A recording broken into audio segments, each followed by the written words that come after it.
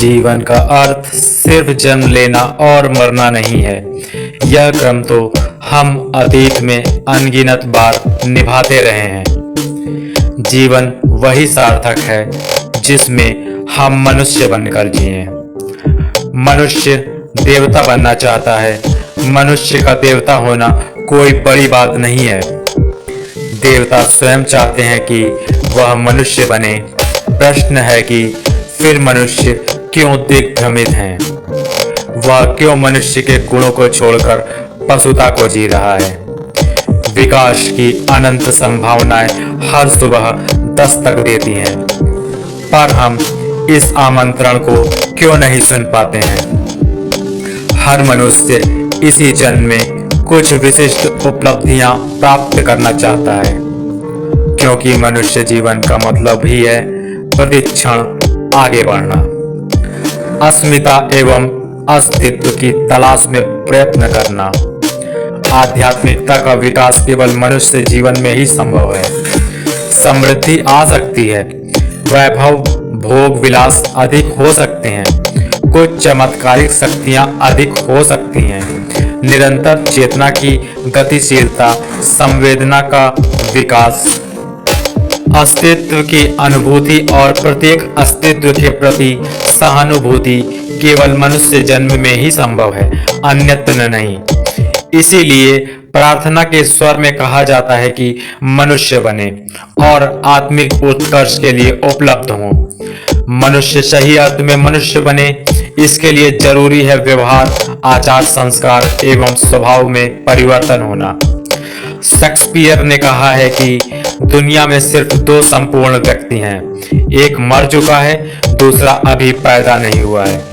प्रसिद्धि व धन उस समुद्री जल के समान है जिसे जितना ज्यादा हम पीते हैं उतने ही प्यासे होते जाते हैं। हम जानते हैं कि हम क्या हैं, पर ये नहीं जानते कि हम क्या बन सकते हैं। मनुष्य की सबसे बड़ी दुर्बलता है क्रूरता। क्रूरता के कारण ही आर्थिक कठिनाइयां पैदा हो रही हैं। क्या क्रूरता के बिना कोई आदमी किसी को धोखा दे सकता है? किसी को लूट सकता है? मिलावट कर सकता है? रिश्वत ले सकता है? एक क्रूरता ऐसी प्रभावी हो गई कि सब कुछ खाओ तो भी हजम हो जाता है। सब बुराइयां हजम हो रही हैं। कभी सोचने का अवसर ही नहीं मिलता कि ऐसा नहीं होना चाहिए। एक व्यवसायी पशुओं को बिना मौत मार सकता है। चारे में ऐसी मिलावट करता है कि चारा खाते ही पशु मरने लग जाते हैं। क्या क्रूरता के बिना ऐसा संभव है? क्या आटे में मिलावट, मसालों में मिलावट, दाल में मिलावट क्रूरता के बिना संभव है? कभी संभव नहीं है। यह सारी आर्थिक भ्रष्टाचार की कहानी क्रूरता की कहानी है। इसी कारण मनुष्य इंसान नहीं बन पा रहा है। दलाई लामा ने इसीलिए कहा है कि यदि आप दूसरों को खुश देखना चाहते हैं तो करुणा का भाव रखें, यदि आप स्वयं खुश होना चाहते हैं तो भी करुणा का भाव रखें। मनुष्य सही अर्थ में मनुष्य बन सके, इसके लिए जरूरी है व्यवहार, आचार, स्वभाव एवं संस्कार में परिवर्तन होना। व्यक्ति का काल जीवन का अंतिम सत्य है। जो उत्पन्न हुआ है वह निश्चित ही काल का शिकार होगा। कितना भी बड़ा धर्मात्मा पुण्यात्मा क्यों न हो, जो आया है उसे जाना ही होगा। लेकिन यह बात भी परम सत्य है कि मनुष्य के कर्म उसकी मृत्यु के बाद भी उसे संसार में जीवित रखते हैं। कहा जाता है कि जो अच्छे कर्म करते हैं उन्हें मानव जीवन मिलता है। कुछ ऐसे भी जीव होते हैं जो शुभ कर्मों के कारण 84 लाख योनियों में भटकने के बाद मानव जीवन पाते हैं। यह सत्य है कि जब हम धर्म के मार्ग से विरत होते हैं तभी गलत मार्ग पर जाते हैं। धर्म हमें जीवन की शाश्वतता का आभास कराता है, जिससे हम अपने विवेक के आधार पर जीवन की सही राह पकड़ लेते हैं। गीता में भी कहा गया है कि कर्म पर हमारा अधिकार है, फल पर नहीं। जिस तरह सुबह होता है, दोपहर होता है, शाम होता है, रात होता है, फिर सुबह होता है और यही चक्रम चलता रहता है। एक बीज को मिट्टी में डालते हैं, हवा, पानी, सूर्य के सम्मिश्रण से धीरे धीरे बीज से एक पौधा निकलता है और आगे चलकर एक विशाल पेड़ बन जाता है। फूल आते हैं, फल बनते हैं और फिर उस लाखों फलों में से एक फल में लाखों पेड़ छुपा हुआ होता है। और यह बात सभी फलों के साथ है। पेड़ से फल नीचे ही गिरता है, पहाड़ों से पानी नीचे के दिशा में ही बहता है, ऊपर क्यों नहीं जाता है? क्योंकि गुरुत्वाकर्षण का यह खेल है, यही प्रकृति का नियम है। यह सब प्रकृति का नियम है, लेकिन हमारे जीवन का उद्देश्य क्या है? हम भगवान, अल्लाह, यीशु या किसी को क्यों मानते हैं? क्योंकि हमारी आस्था होती है अपने धर्म में, अपने भगवान में, अपने देवी देवता में। लेकिन क्या ये विरोधाभास नहीं है? एक को हम मानते हैं तथा दूसरे का विरोध करते हैं। क्या धर्म हमें यही सिखाता है? मजहब नहीं सिखाता आपस में बैर रखना, लेकिन अगर आप ध्यान से समझें तो यह समझ में आता है, मजहब ही सिखाता है आपस में बैर रखना। जीवन का सबसे गहरा प्रश्न, जीवन का उद्देश्य क्या है? जिसने इसको नहीं जाना उसका जीवन व्यर्थ है, उसके जीवन का कोई उद्देश्य नहीं है। इसलिए जीवन में इन प्रश्नों को जानना जरूरी है कि यह जीवन क्यों मिला है, जिंदगी का रहस्य क्या है, जीवन जीने का सही तरीका क्या है या जीवन जीने के सूत्र क्या हैं। इन सब प्रश्नों का उत्तर हम जानेंगे।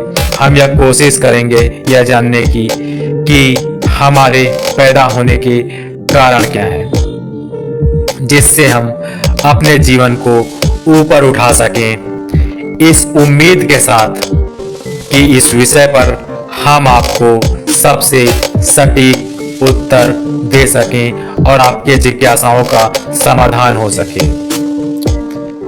हमने बहुत सी किताबों का अध्ययन किया और जाना कि हर इंसान जीवन को अपने अपने चश्मे से देखता है। जब तक शरीर पर होने वाली अनुभूति को आधार बना करके राग द्वेष नहीं निकाला गया, तब तक अंतर्मन का स्वभाव बदलने वाला नहीं है। जब आप यह करेंगे तो सारे प्रकृति का रहस्य खुल जाएगा। इसके लिए विपश्यना ध्यान सबसे बेहतरीन तरीका है। आपको अपने विचारों पर ध्यान देना है, जागते हुए विचार शून्य होना है, नींद में नहीं जाना है। जागृत अवस्था में विचार शून्य होना अपने विचारों से लड़ना नहीं है, अपने विचारों को देखना और उसका सामना करना है। यथाभूत ज्ञान दर्शन अर्थात जो घट रहा है उसको देखना, यथा वंचित नहीं, यथा कल्पित नहीं, यथा संकल्पित नहीं, यथाभूत अपने आप जो हुआ उसको देखना। जीवन का उद्देश्य सिर्फ खाना पीना, घूमना और मौज करना ही नहीं है। ऊपर वाले ने एक उद्देश्य के लिए हमें जन्म दिया है। सबसे पहले तो उस उद्देश्य को समझना, जानने के बाद उस पर अमल करना, फिर निरंतर प्रयास करना, जिससे हम अपने लक्ष्य को प्राप्त कर सकें। आप जो चाहते हैं उसको अपनी इच्छा से करो, उसमें रम जाओ, उस काम को पूरे लगन से करो, लेकिन ध्यान रहे मशीन नहीं बनना है। यहाँ काम हो रहा है और ध्यान कहीं और है। अगर ऐसा है तो जो हो रहा है उस स्थिति का सामना करो। अब यह जरूरी नहीं आपको ध्यान करने की जरूरत है, अगर करते हैं तो वो बोनस है। आप कोई भी कार्य करो, उस कार्य की हर एक पल की जानकारी हो, होश हो, जागरण हो, अपना 100% लगाना हो। यही तो ध्यान है, यही तो परमात्मा है। असल में हम परमात्मा को खोजते हैं, लेकिन परमात्मा तो इस आंखों से या चक्षु से परे की चीज है। जहां हमारी सोच खत्म होती है, वहीं से उसकी यात्रा की शुरुआत होती है। जहां विज्ञान खत्म होता है, वहीं से उसकी सत्ता की शुरुआत होती है। मतलब यह हमारी सोच के परे की चीज है। इसको सिर्फ और सिर्फ अनुभूति से ही जाना जा सकता है, तर्क से नहीं, मजहब से नहीं, धर्म से नहीं। परमात्मा को आकार में नहीं ढाला जा सकता, मूर्ति रूप में नहीं ढाला जा सकता। अगर हम ऐसा करेंगे तो हम उससे दूरी बना लेंगे, जबकि वो तो हर पल हमारे पास ही है, कण कण में व्याप्त है। यही मनुष्य जन्म का मुख्य उद्देश्य है। वैज्ञानिक दृष्टिकोण से समझें तो यह जीव असंख्य सूक्ष्म कोशिकाओं या सेल्स से बना है। मूल तो 5 तत्वों से हमारा शरीर बना है, जो है आकाश, जल, पृथ्वी, वायु और हवा। बिना इसके जीवन संभव ही नहीं है। वैज्ञानिक के मुताबिक प्रकाश रासायनिक प्रक्रिया है जिसके द्वारा जीव की उत्पत्ति हुई है। लेकिन एक बात तो साफ है, इस हाड़ मांस के शरीर में एक चेतना है। बिना उसके यह जन्म जीवन सबैमानी होगी। एक शक्ति जिसे ऊर्जा कहते हैं, वही जीवन है और वह हर प्राणी में मौजूद है। उसके शरीर से निकलने के बाद शरीर निर्जीव प्राणहीन हो जाता है। जब तक ऊर्जा शरीर में रहता है तब तक उसको मनुष्य कहते हैं। निकलने के बाद मूर्ता तो शरीर में ऊर्जा का महत्व है। क्या जीवन में आत्मज्ञान और मुक्ति जरूरी नहीं है? यदि हम ऋषि मुनि महात्माओं को देखें तो वह जीवन से क्या प्राप्त किए? वो है आत्मज्ञान और मुक्ति। मनुष्य जीवन का चरम लक्ष्य तो मुक्ति ही है, यानी बार बार के इस आवागमन से आजादी। इसके लिए हर इंसान को निरंतर प्रयास करना चाहिए। अपने जीवन से कुछ क्षण अपने लिए जरूर निकालना चाहिए, जिसके लिए मेडिटेशन एक बेहतरीन विकल्प है। इसका इस्तेमाल मन को शांत करने, अपने काम पर फोकस करने के लिए किया जा सकता है, जिससे हम भौतिक जीवन में प्रगति कर सकें और आध्यात्मिक प्रगति भी होती रहे।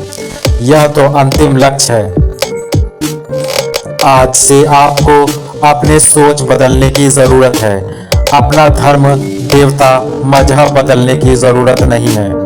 आप जिस जगह जन्म लिए हैं वो सबसे सही जगह है आपके लिए। आपको जो भी जीवन मिल रहा है उसका बस धन्यवाद दीजिए और यह कहिए, आपका लाख लाख शुक्रिया मेरे स्वास्थ्य के लिए।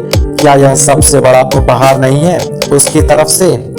आपको कृतज्ञ और कृतार्थ होना होगा इस जीवन के लिए, चाहे आप कैसा भी जीवन जी रहे हो। आपको अपने आत्मशक्ति का प्रयोग करना होगा अपने जीवन को सफल करने के लिए। जीवन शब्द जीवंतता से बना है, जिसका मतलब है गति। जीवन में ठहराव नहीं होना चाहिए, गति होनी चाहिए।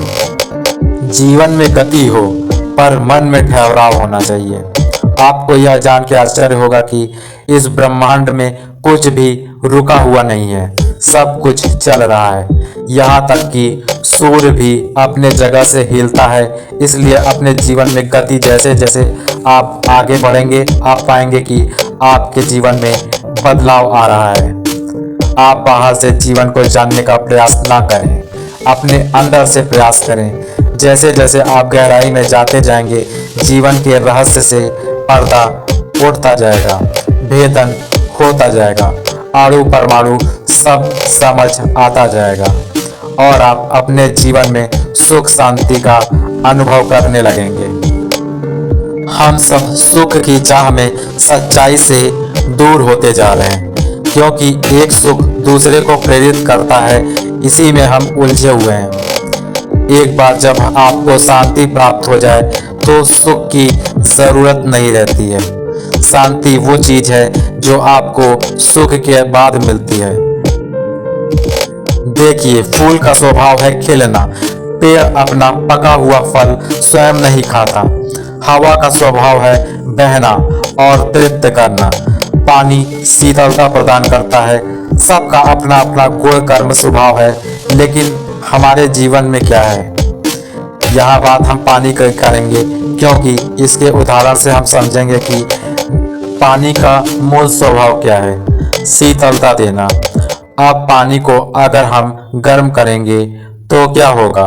वो गर्म होने लगेगा, अपने सामान्य स्वभाव में नहीं रह पाएगा। लेकिन जैसे ही उस पानी को आप उसके हाल पर छोड़ देंगे तो वह अपने मूल स्वभाव में आ जाएगा।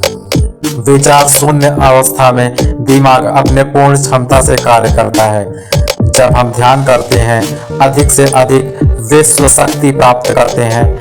ध्यान में हम जागते हैं और असली शांति प्राप्त करते हैं, जो अविरल है, निरंतर है, कभी न खत्म होने वाला धारा प्रवाह शांति है। इसमें बहते चले जाते हैं तो ज्यादा से ज्यादा विश्व शांति प्राप्त होती जाएगी। यही एकमात्र तरीका है अपने आप को सुख और शांति देने का। यह कोई दिखावा नहीं, यह अंदर की बात है। अपनी आत्मा की आवाज को सुनो, यही सच्चा धर्म है। आप बाहर से जीवन को जानने का प्रयास ना करें, अपने अंदर से प्रयास करें। जैसे जैसे आप गहराई में जाते जाएंगे, जीवन के रहस्य से पर्दा उठता जाएगा, भेदन होता जाएगा। असल में जीवन जीने का जो तरीका है वह इसके विपरीत है, जिसमें हमें पहले आध्यात्मिक उन्नति प्राप्त करना है, फिर भौतिक जीवन में प्रवेश करना चाहिए। क्योंकि एक बार आध्यात्मिक उन्नति प्राप्त करने के बाद वो नीचे जा ही नहीं सकता। सिर्फ प्रगति, उन्नति, उत्थान ही जीवन का ध्येय रह जाता है और वो ऊपर ही ऊपर चढ़ता जाता है। अंत में मैं प्रार्थना करता हूँ कि लोग अपने जीवन को यूं ही व्यर्थ नहीं करेंगे। कुछ तो अपने लिए समय निकालिए। लोगों की तो अपने बहुत मदद कर लिया, बहुत सेवा सत्कार कर लिया। अब थोड़ा सा, सिर्फ थोड़ा सा समय अपने लिए निकालिए। आपकी मनोदशा ही बदल जाएगी, चीजों को देखने का नजरिया ही बदल जाएगा। आप धन्य हो जाएंगे, आप एक महान प्रगति की ओर बढ़ चलेंगे। सबका मंगल हो, सबका कल्याण हो, सबकी स्वस्थ मुक्ति हो। मनुष्य सही अर्थ में मनुष्य बने, इसके लिए जरूरी है व्यवहार, आचार, संस्कार एवं स्वभाव में परिवर्तन होना। शेक्सपियर ने भी कहा है कि दुनिया में सिर्फ दो संपूर्ण व्यक्ति हैं, एक जो मर चुका है, दूसरा जो अभी पैदा ही नहीं हुआ है। प्रसिद्धि व धन उस समुद्री जल के समान है, जिसे जितना ज़्यादा हम पीते हैं उतने ही ज़्यादा प्यासे होते जाते हैं। व्यक्ति का काल मनुष्य का अंतिम सत्य है। जो उत्पन्न हुआ है वो निश्चित रूप से काल का शिकार होगा। कितना भी बड़ा धर्मात्मा या पुण्यात्मा क्यों न हो, जो आया है उसे जाना ही होगा। लेकिन यह बात भी परम सत्य है कि मनुष्य के कर्म उसे मृत्यु के बाद भी संसार में जीवित रखते हैं।